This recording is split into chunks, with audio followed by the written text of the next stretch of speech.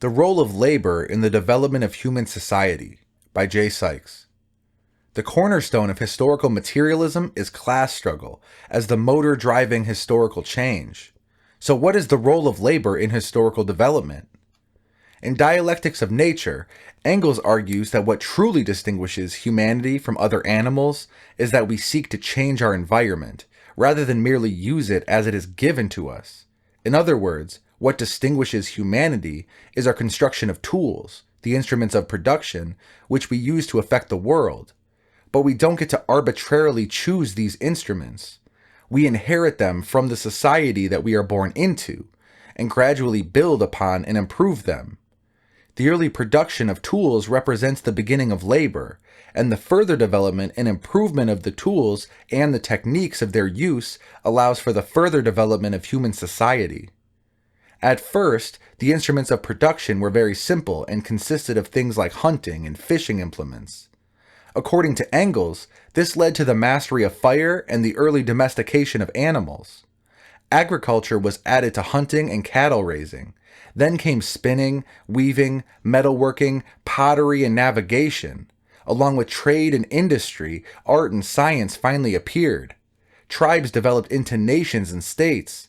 Law and politics arose, and with them that fantastic reflection of human things in the human mind, religion. Engels argues that the dominant conception of history privileges the working of the mind rather than the work of laboring hands because of the division that arose between mental and manual labor. The mind that planned the labor was able, at a very early stage in the development of society, for example, already in the primitive family, to have the labor that had been planned carried out by other hands than its own. Thus, social progress was deceptively ascribed to the function of the ideas of great thinkers, instead of to our material activity and production. It wasn't until Marx and Engels developed their materialist conception of history that this misconception of historical development was corrected. It isn't the ideas of great thinkers that play the primary role in changing the material world, but the material world and our activity in it that shapes our ideas. This division between mental and manual labor is important, and the various divisions of labor generally are a cornerstone of how labor functions in history. We'll talk more about this division of labor later, but for now, let's emphasize that we are talking about the separation and specialization of tasks and production. In the German ideology, Marx and Engels write, "How far the productive forces of a nation are developed is shown most manifestly by the degree to which the division of labor has been carried." In other words, the more advanced the productive forces, the more complex the division of labor. Early forms of human society had relatively simple productive forces. Because the productive forces were not very advanced, they did not require an advanced division of labor. As the productive forces were developed further and they became more and more complex, so too did the division of labor become more complex. But this division of labor is also the source of the development of classes. As Marx and Engels put it, the various stages of development in the division of labor are just so many different forms of ownership, i.e., the existing stage in the division of labor determines also the relations of individuals to one another with reference to the material, instruments, and product of labor. The division of labor leads at a certain point to the means of production. That is, the instrument and objects of labor, i.e., the tools and natural resources, being separated from those who do the work, as the ownership of the means of production are concentrated in the hands of only a few members of society. With capitalism, the division of labor is extremely complex, and the contradiction between social production and private accumulation at the heart of it leads to ever-deepening crises of overproduction, and ever-sharpening class antagonism between the capitalists and the workers. The only way forward is proletarian revolution. This brings us to a crucial point, the decisive role of the masses in history. Mao Zedong put it succinctly when he said, "The people, and the people alone, are the motive force in the making of world history." Within the forces of production themselves, as the agents of production who wield the instruments of production, the masses play the decisive role.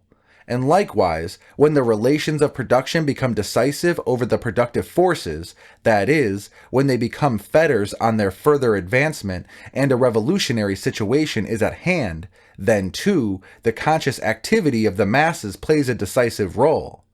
Che Guevara said this another way: the revolution is not an apple that falls when it is ripe, you have to make it fall.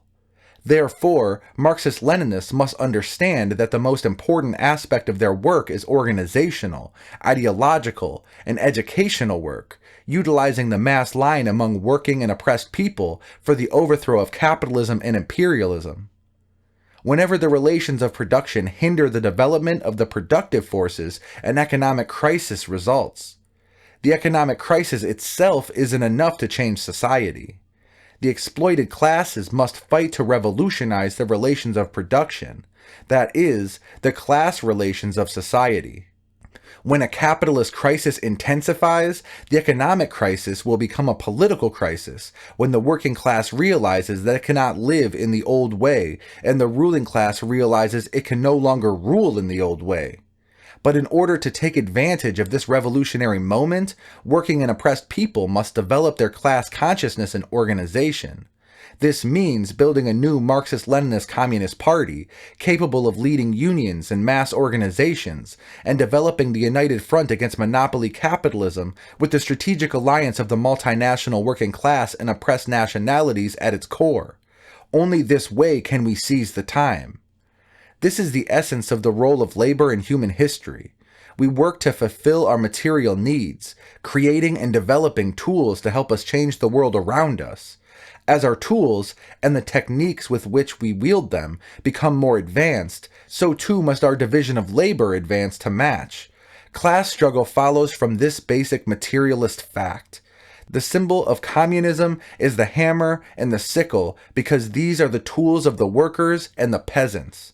The tools that built the old society, the weapons that will dismantle it, and the tools that will build the new society. This is the historic mission of the working class, to overthrow capitalism and by building socialism, to end all exploitation. The Role of Labor in the Development of Human Society by J. Sykes, published by Fight Back News.